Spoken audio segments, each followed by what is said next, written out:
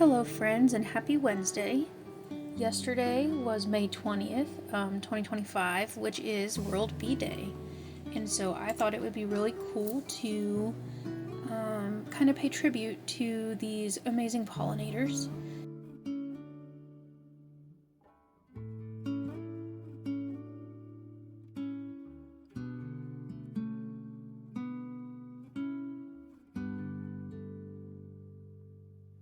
This painting started as a tribute to bees, but as I was painting, I realized I'd been giving a lot of credit to the wrong ones. So I want to tell you what I've learned because it has completely changed how I garden. These are echinacea, also called coneflowers, and bees and other pollinators love them. But the bees that I'm painting, while these are honeybees, they're not the bees that do the majority of pollination. A lot of native pollinating bees don't get the credit they're due, and these are like mason bees and leafcutter bees. They're the real heroes of pollination in most gardens. In fact, 90% of bee species are solitary, meaning they don't make honey, they don't buzz in a hive. These bees quietly nestle in the earth or in stems that are left over in our gardens to overwinter.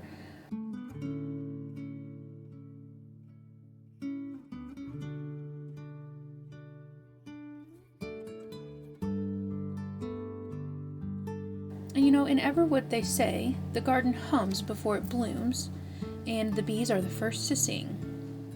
The children love hollow reeds tucked under their garden beds, and they leave them there not for art, but for shelter, because sometimes survival depends on what we don't clean up. So while I was painting this, it really helped me to understand something. Beauty isn't just in petals, it's in pollination, protection, and partnership. So a good way to be a good partner for our pollinators is to leave your stalks in the garden over the winter time. Don't clean up your garden until about 4 to 6 weeks after the beginning of spring. This allows you to be kind to the quiet workers or the native bees.